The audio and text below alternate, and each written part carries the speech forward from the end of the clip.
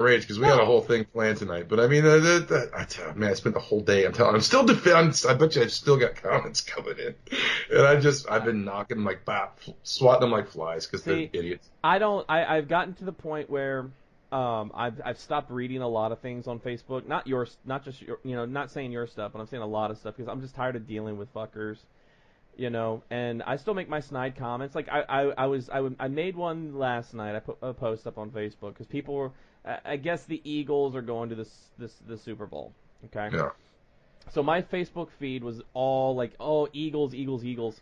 So I put up a post that said, I am loving this eagle love, these majestic creatures, I saw that. and I put like a whole explanation of like the golden eagle and a picture of a golden eagle. And I guess no, other than you and one other person, Sherilyn, nobody got my joke. I'm like, come on, it's funny. Who gives a I think Jess liked it too. yeah, See the you know. there was a few. But I'm one of those I can't fight anymore. I have got so much stuff on my Uh, mind. I can't. I yeah, let you do my you've gotten fighting. to the point I've been at for a long time, but I mean, just lately, I've just not had any tolerance for it. Well, it's just mainly been like this whole thing with Marvel and with Alonzo leaving and Bendis leaving, and I'm happy about that, by the way. I gotta say, but I'll probably get called a man child. But no, Mercho, we're making. no, but there've been a lot of things from last year. Been been a lot of hardship and tragedy going on that we don't talk about on the air. We talk about it between ourselves. Yeah.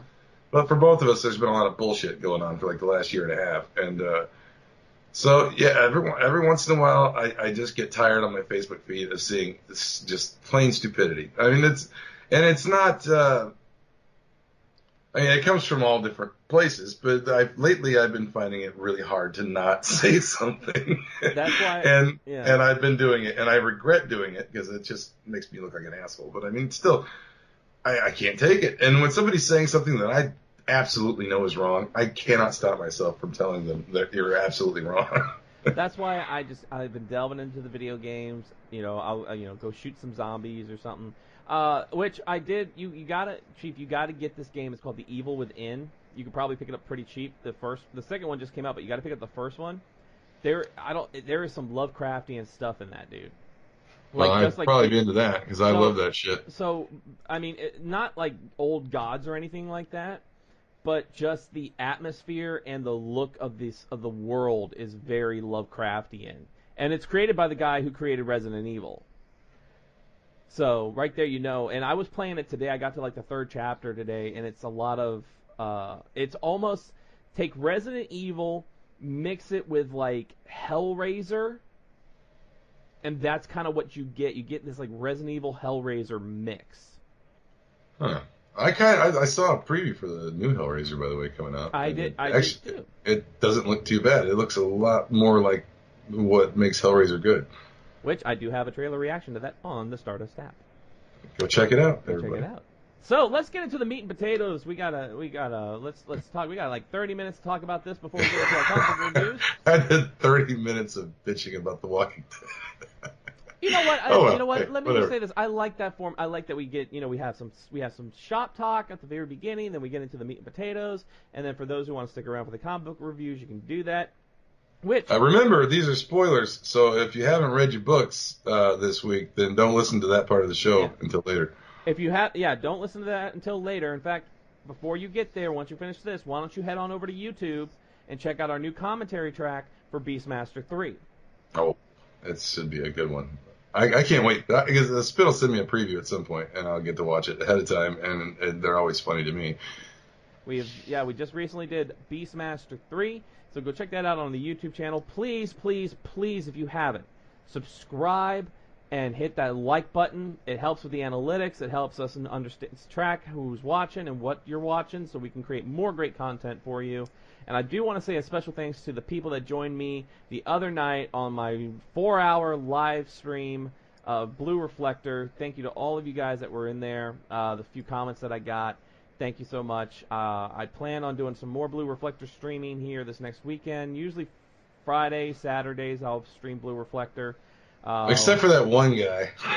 Except for that one guy. Fuck that one And guy. that one guy. But no, the ones this weekend, very cordial, very nice. Thank you guys so much. And I'll be doing that again. I want to get a full playthrough of that.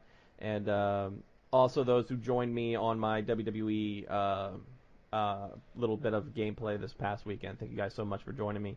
Once again, if you hit that subscribe button, hit the bell next to the subscribe. That way, anytime I go live or Chief goes live, he's going to start doing some stuff later on.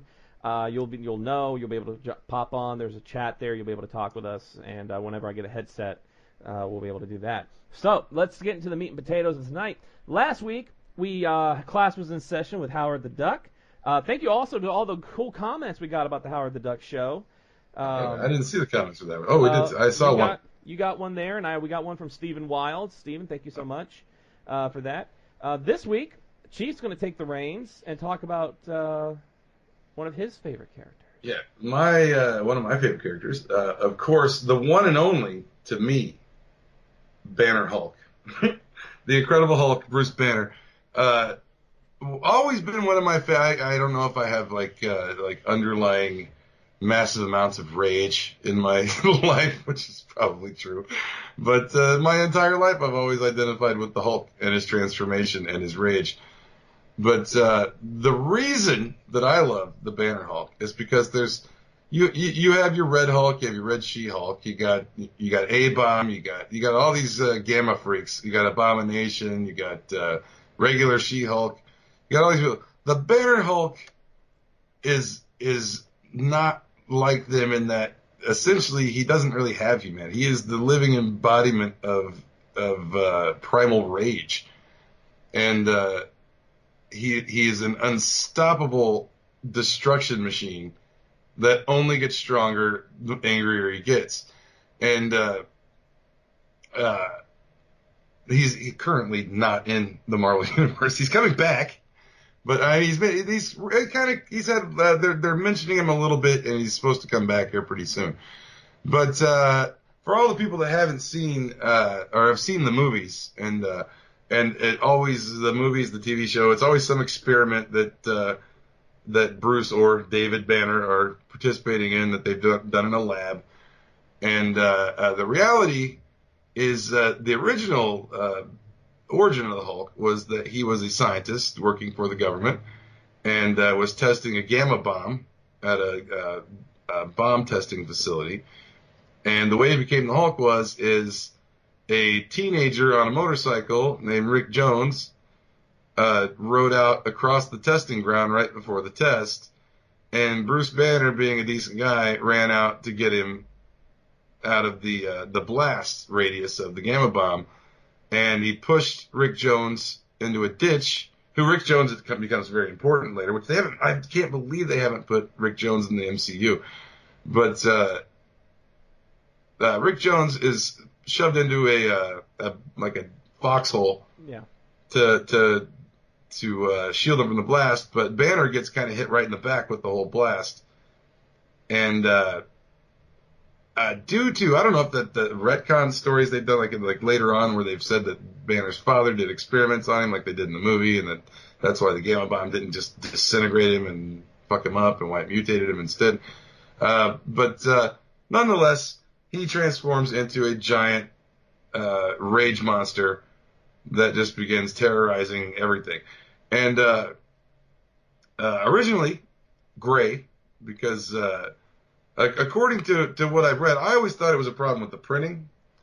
I guess this must be a more recent thing. I always thought it was harder to print green or something. I didn't know exactly what the thing was, but apparently it was Lee's idea to make the Hulk gray, so that he didn't really identify with any real race of people. He was just a thing apart in the world, just the living embodiment of rage, pretty much. And a very big influence with Frankenstein.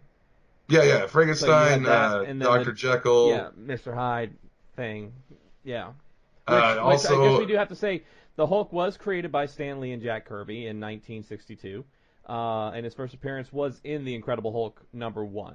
Yeah, which the original series only ran for 6 issues and got canceled, and after the cancellation, that's around the time he joined the Avengers and all that, and then he started appearing as in the 2-story Tales to Astonish after that, and then they rebooted the Incredible Hulk series later on, and he got his own title again.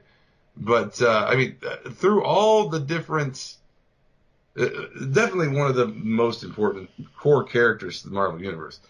Uh, the Hulk has, I think, been involved in every major event, and then not only that, you've got Planet Hulk, you got World War Hulk. Uh, the Hulk is a central core character of the Marvel Universe, and his missing since this last, what was the last? It wasn't original sin. Civil War II. Yeah, I always get it mixed up with Original Sin. Actually, no. Yeah, Civil War. Yeah, Civil War II. Yeah, it was like the first issue of Civil War II. Yeah, I think one of the. Yeah. So he's supposed to be, the thing with the Hulk is he's like the ultimate adaptable being.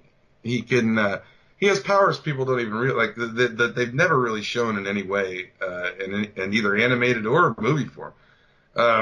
For one thing, his upper strength, the upper level of his strength isn't even known. I don't think he's like listed class 100 in the Marvel Handbook, which is like 100 tons plus whatever. It is like the same as Thor's, but I don't think his upper limit of his strength is actually even known. But we know that he's strong enough. He has the one of the powers that he has that they don't talk about a lot is the Hulk has a world ender punch. He can literally punch the ground on a planet he's standing on so hard he will shatter the planet's core and just disintegrate the planet that he's standing on. So he can do that. He can also see astral beings, which I assume would encompass spirits, ghosts, things from other dimensions. He can see Doctor Strange in his astral form. He has the ability to see astral beings, which a lot of people don't seem to realize about the Hulk. And he can also adapt to living in the vacuum of space. He's been caught in outer space before, and he's survived the vacuum of space.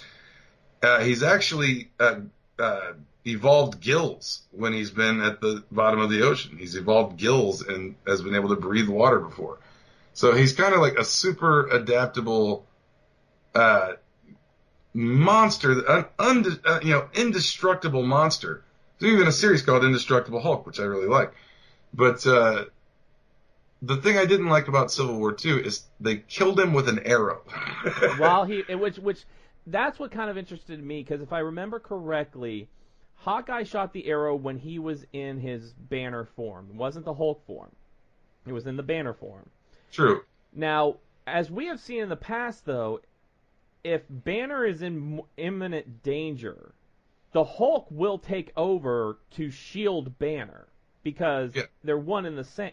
We know that the Hulk and Banner are two separate personalities. He shares. Exactly. I think of it this way. I wanted to get into this too. I consider the Hulk and Bruce Banner two completely separate entities. And I even proposed this question on Twitter. I said, are Banner and the Hulk two sides of the same coin? Are they the same being that just mutates? Or is the Hulk a being from the pocket dimension where Banner keeps his mass and strength that resides around the Hulk at all times? He derives the Hulk, when the Hulk transforms, he derives his mass from a pocket dimension that kind of encompasses Bruce Banner all the time. So that's how, a puny man can become this giant 9-foot tall monster, or 7-8 foot tall monster.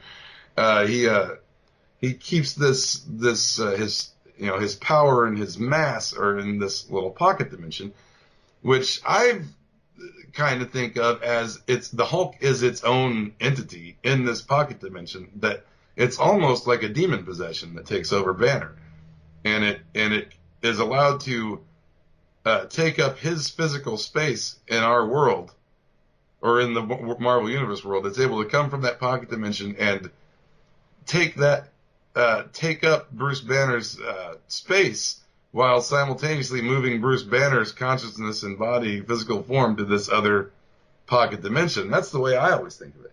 I never could get a straight answer out of people. Nobody seems to know the answer to that, if that's the case. But that's the way I think of it, because they hate each other. And the Hulk, numerous times, in the comics, they've brought it out in cartoons and stuff like that. The Hulk will speak of Banner as a completely separate